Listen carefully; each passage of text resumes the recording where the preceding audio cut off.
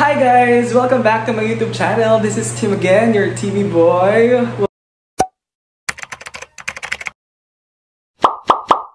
Welcome back to my channel.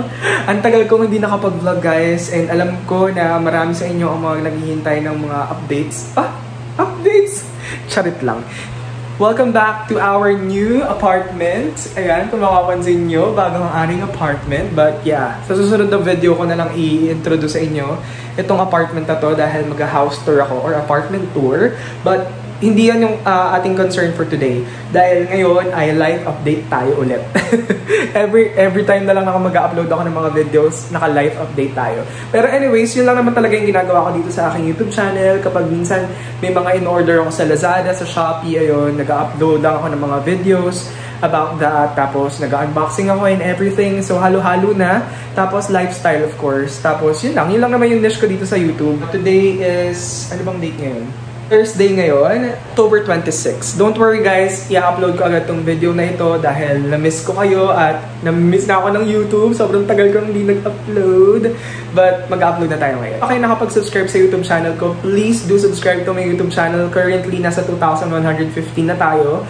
Kahit inactive ako mag-upload ng mga videos for the past months, I'm so happy kasi meron pa rin mga nag-subscribe sa YouTube natin. And so, I'm so happy. So, ngayon, samahan niyo ako dahil magpe-prepare ako dahil meron akong work interview later dahil mamaya ako nagkukwento sa inyo kung ano yun. Pero ngayon, samahan niyo muna ako dahil prepare ko lang yung laptop ko dito sa table kasi ang naka-setup ngayon is yung laptop ni Lam. Ayan, laptop nilang yan. Tapos, pero yung monitor ko yung dinala namin dito. Yung monitor nilang naiwan sa Bulacan. So, magpe-prepare lang ako ng table kasi may interview nga ako mamayang 12 a.m. Wish me luck, guys. Ipag-pray nyo ako na makapasa ako sa final interview. Walan kasi ako ng work netong October lang din. So, ngayon ay nag-a-apply ulit tayo. As a freelancer, alam niyo naman yan. Mamaya ikukwento ko sa inyo. Pero sa ngayon, samahan niyo muna ako. Mag-ayos tayo. Let's go!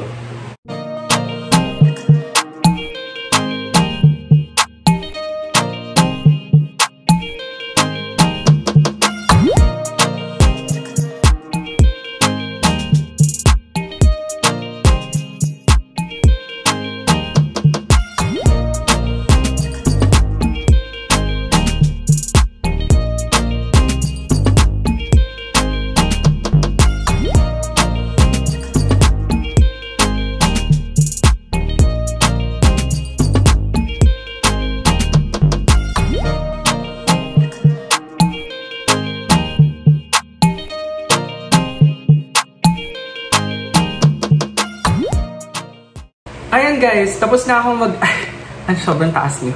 Tapos na akong mag-setup ng PC. Medyo magulo siya kasi sinesetup ko lang siya ng ganyan. Tapos hindi ko na inaalis tong laptop nilang dito para hindi na magtanggal-tanggal tapos balik-tanggal. So, ganyan lang yung setup ko tapos yung headset ko dito. Pero kapag naman nag-start na akong mag-work, if ever na ma-hire ako dito sa work na ina-applyan ko ngayon, definitely ang gagamitin ko is yung laptop nila tapos pang edit-edit na lang tong video ng itong MacBook Air ko. So, ayun guys. So, alam ko na meron akong kailangang ikwento sa inyo dahil sobrang tagal kong hindi nakapag-upload ng video. Pero, kasi naman, nag-upload naman ako ng video sa aking TikTok account about sa mga nangyayari sa buhay naming dalawa nila. Pero yun nga, para lang din updated kayo kung hindi kayo nanonood ng sakit.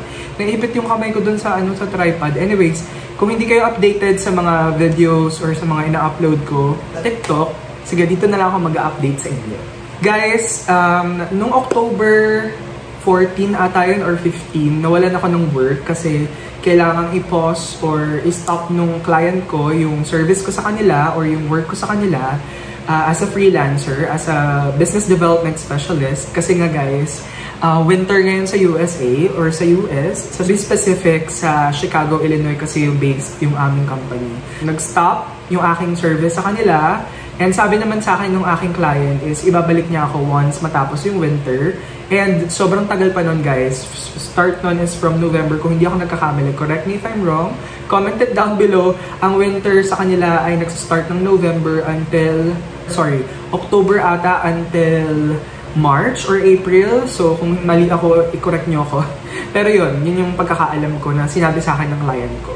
So, kung totoo man yun, although I trust him, I trust my client, pero syempre hindi naman pwede na antayin ko na lang na gano'n, na magkaroon or tawagan niyo ulit ako, i-message na ako next year. So, definitely, kailangan kong maghanap ng panibagong work.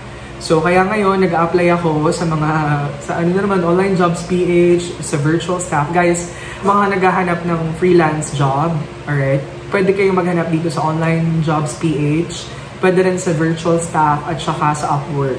Pero ako, ang hinahanapan ko lang kasi talaga is online jobs PH at saka virtual staff. And also, yung sa mga Facebook, ganun, yung mga legit na pages sa Facebook or groups na pwede kayong mag-join. Ayan. At Silam naman, meron na siyang bagong work. Actually, wala na Silam sa freelancing dahil bumalik siya sa BPO industry. So, dito lang siya around Quezon City. Nasa Quezon City na nga pala kami nagre-rent ng apartment ngayon.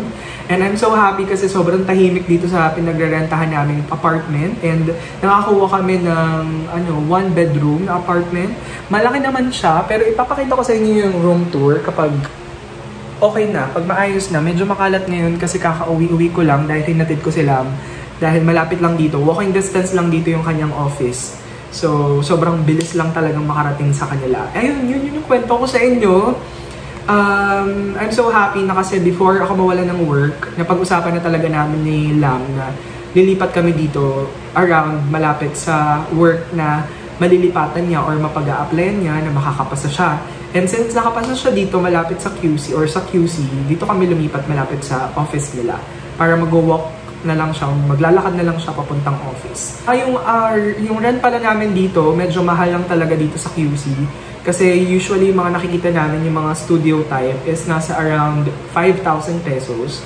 Itong na-rent namin since 1 bedroom siya, pero nasa 2nd floor siya. Pero nakabukod naman yung hagdan, so safe naman. May sarili kaming gate, dalawa lang kaming tenants dito. Nasa baba yung isa, tapos kami dito sa 2nd floor. 8,500 pesos. Tinry ko guys, makipagtawaran. Sabi ko 8,000 na lang pero hindi pumayag yung owner. So okay lang naman kasi malaki naman yung space. Terms is 2 months deposit, 1 month advance. So yun yung mga binayaran namin. Parang around 25,500 pesos yata yun. Tapos ang dami pa namin ginastos kasi bumili pa kami ng, kung nakikita nyo to, yung, yan, there, yan. Binili rin namin yan ng bago. So, ipapakita ko sa inyo yung mga binili namin before. At para may idea kayo kapag naglipat bahay kayo yung mga bibilhin nyo ganyan. Medyo mahirap lang dito guys yung aming sampayan kasi walang sampayan dito. So, may samahan nyo kung mag-interview sa interview ko. I-video ko siya pero hindi ko paparinig sa inyo yung conversation namin. Ipapakita ko lang yung video para may idea kayo kung ano bang mangyayari. Mamaya kinakabahan na ako kasi 12 AM siya. As of the moment, it's... Anong oras ba? Parang mapapakita sa inyo. Ayun. 10:53. 10:38 na. Ayun. 10:38 na guys. So, samahan niyo ako ngayong araw na to at sana ay maging maganda yung result ng interview ko mamaya. Pag-pray niyo ako at I'm so excited na kinakabahan pero let's do the best that we can. English yun guys. Anyways, nandito pala si Bella. Ayun, tingnan niyo si Bella. O, diba? Ang sarap ng tulog niya. Si Ash, ayun, nasa... So, yun. Ang only problem lang dito sa bahay na to is yung sahig nila, cause parang natanggal na yung mga, yung mga keme-keme dyan sa sahig. Pero all in all, goods na goods tong apartment na to. Sobrang ganda. Sobrang ganda rin ng CR. Pag nag-apartment tour, ipapakita ko sa inyo. So, nagre-rent na kami guys, hindi namin to sariling bahay. Baka sabihin nyo, bumili na kami ng bahay. Miss na ako, namiss ko kayong lahat. Hi guys! Update lang. So, ang oras natin ngayon ay 11:24 na guys. Malapit na! 30 minutes na lang! Pero dahil nga nakalabas si Bella at si Ash, ay ilalagay muna natin sila sa cage para hindi sila masyadong magulo mamaya kapag nag-interview na ako dahil minsan tong mga batang to nagpapasaway sila kung kailan may ginagawa ka na. So, ayun, dalhin na natin sila sa cage para mas okay na. Kasi kailangan ilalagay natin sila sa cage dahil magulong mga batang ito. So let's go. Panahin na natin si Bella. Sobrang cute ni Bella. Bella, show your face. Show your face to them. Bella! Hello! Sobrang cute! Ang laki-laki na ni Bella. So dito si Bella sa taas. Dito siya sa second floor. Dati guys, si Ash ang nasa second floor, pero ngayon si Bella na. Ngayon naman si Ash dito sa first floor. Ito naman si Ash, ang black Exo Persian cat. Hello Ash! Inaantok pa siya. Mamaya ka na mag-sleep. Let's go. Very good. Ayun, so nalagay na natin sila. Ako nakapag-shower na rin ako, pero hindi na ako nagbasa ng hair, naghilams lang ako and everything. Tapos naka-prepare na yung aking polong susuotin dahil mga 11:45 or 11:50 ay papasok na ako sa Zoom meeting dahil via Zoom ang gagawin natin. Oh hi guys! So nandito na ako ngayon sa working station and inaantay ko na lang yung oras at kinakabahan talaga ako. Pero okay lang yan, kaya natin to guys. Alam kong kakayanin natin to. Time check, anong oras na ba ngayon? 11:28. Wait lang. 11:28 na guys. So malapit na. 29:30. Konti na lang. Kinakabahan ako. Ang arte. Minessage ko na rin si daddy ko, si mommy ko. Sabi ko ipag-pray nila ako dahil sobrang kabang-kaba talaga ako. Pero yun. I hope na maging maayos yung kalalabasan ng ating interview. So magpe-prepare lang ako and I'll see you guys later. Okay guys, so time check, 11:47 at nag-i-email na sila sa akin. So eto na, magsusot na tayo ng mahiwaga natin ng polo. Ito yung lagi ko sinusuot guys kapag meron akong online interview. So I'm so nervous but God is good and God will guide me to the right path. So magpo-polo-polo tayo para presentable naman tayo tignan. Lagi naman akong ganito guys kapag nagpapa-interview ako. Let's go! Let's get it on! Pero yung polo ko guys, hanggang dito lang siya. Kasi hindi na ako makakahinga. Hindi na siya masyadong kasya sa akin. Alam nyo ba, ilang years na tong polo na to. Let's go! Okay na ba yung hair? Okay na. So ganito lang siya. Tapos suot lang ako ng headset kasi naka-headset tayo pag of course, pag-interview para mas malinaw yung labas ng boses natin and everything. Ganyan lang. Ayan, ganyan. Ayun, so let's get it on. Ita-timelapse ko na lang kayo kasi 30 minutes yung ating magiging interview. So baka sobrang laking memory yung makain sa phone natin. Mas mabilis din ma-transfer yung file from my phone to my laptop. Ita-timelapse ko na lang kayo. Bye guys! Wish me luck!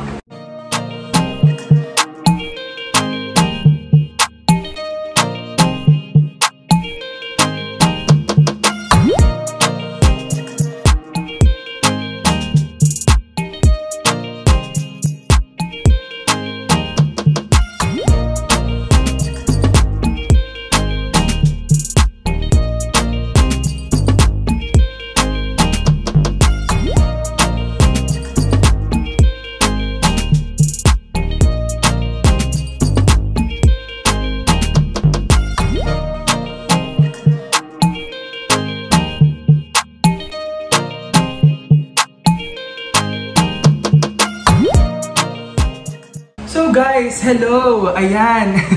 Tapos na interview natin guys. So, well, everything went well naman. So, I just explained to them. Nakita nyo naman dun sa daming ko diba? Pero, ayun, in-explain ko lang sa kanila kung ano yung experiences ko, ano ba yung mga nilolook forward ko sa isang company. And it's more of behavioral things. Thingy yung mga in-ask nila sa akin. And I believe that I can pass it. Charot! 2 to 3 employees lang ata ang i-hire nila. And yeah, I'm excited. Sana makapasa tayo guys. Sana. I hope so. Para magka-work na tayo by the end of this week. At maghuhubad na ako ng polo ko dahil sobrang init dito. And feeling ko kailangan na natin palabasin yung mga pusa like kanina pa sila nasa loob. Inom lang tayo ng tubig dahil wait lang, kukuha kang tubig. Guys, sa tingin nyo, makakapasa ba ako? Comment down below. I'm so excited for this opportunity kasi feeling ko ang ganda ng company. I don't know, pero they're always saying, you know, positive things about the company, lalo na pag-interview. Pero tingnan natin kung totoo ba yung mga pinagsasabi nila at sana makapasa tayo kasi feeling ko sobrang dami ng mga nag-apply, sobrang dami ng in-interview nila and well, let's see kung makakapasa tayo. Sobrang init ngayong panahon na to. Ako lang ba naiinitan kasi walang aircon dito, yung aircon namin guys. Iniwan namin sa Bulacan. Eto guys, itong polo ko na to, lahi ko itong sinusuot kapag kapag may interview ako. Yes! Tapos na tayo, guys! I'm so happy!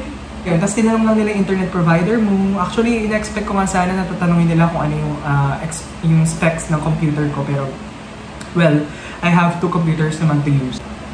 So guys, kausap ko si Erica at nagtatanong siya ng update. Kausap ko rin si Daddy at sinabi ko na tapos na akong mag-interview, mag-final interview. So, kakwento ko lang kay Erica kung ano mga ganap, anong mga eksena. Sabi niya kasi kung ano daw yung gut feel ko.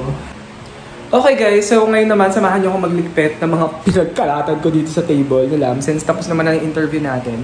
Oh wait, magsasagot pala ako ng exam. Meron pa pala akong sasaguting exam kasi may in-apply naman ako sa BPO as a senior recruiter. So hindi ko alam kung anong eksena pero sagutin natin yung exam nila. Pero maya-maya na kasi medyo pagod pa ako. Kaya ko kaya to. Tapusin na kaya natin. Tapusin na natin, no? Hindi ko na-video guys, pero ayun. Assessment lang naman yun at mga around 40 to 1 hour daw yun. 40 minutes to 1 hour. So, let's see. And habang inaantay ko kayo, charge ko muna tong phone ko dahil itong camera natin dahil nga, malulobot na siya. Kanina kasi ininterrupt ko lang yung pag-charge dahil gagamitin ko nga siya for video. Tapos mamaya, mag-edit na rin ako agad para ma-upload ko na ito mamaya. Hi guys! Ngayon ay kanina nag-exam na ako tapos na ako mag-exam. Sabi ko ba sa inyo kanina, hindi ko na na-update yata. Pero as of the moment, ayan. We are editing the videos na i-upload natin. Ay, hindi pa pala ako nag-start. Pero napasa ko na dito sa laptop. Yung i-edit nating video para sa vlog na to. So, ngayon kasi kausap ko si Lam. So, si RJ. Kausap ko si Lam ngayon. Ayan. Umorder din pala ako sa Grab ng food kasi sobrang nagutom ako today kaya nag-order din ako tapos i-message ko lang, choking lang naman yung in-order ko guys. So mag-edit muna ako ng videos and of course hindi ko na mapapakita sa inyo dahil sa sobrang haba na naman tong vlog na ito at dito ko na rin pala ito tatapusin at abangan nyo na lang tong video na to at susunod na video siguro mag-video ako mamaya kung yung susunod na video natin. Kasi parang gusto kong gawin ulit is mag-daily vlog kagaya ng ginagawa ko before. Hopefully, maging maayos and maging maganda ang kalalabasan nito. At sana magtuloy-tuloy ulit tayo sa paggagawa ng contents. At kung hindi pa kayo nakakapag-subscribe sa ating YouTube channel, please make sure guys to subscribe to my YouTube channel by clicking the subscribe button below. At kung hindi pa rin kayo, hindi nyo pa rin nakiklik yung notification bell, i-click nyo na rin yan para lang, alam nyo yun, ma-update kayo kapag meron ako mga bagong uploads, bagong videos, bagong daily vlogs para sa inyo. Ayun, so thank you guys for watching this video. I hope that I can see you again on my next video, on my next daily vlog. This is Tim again. Bye guys, have a great day.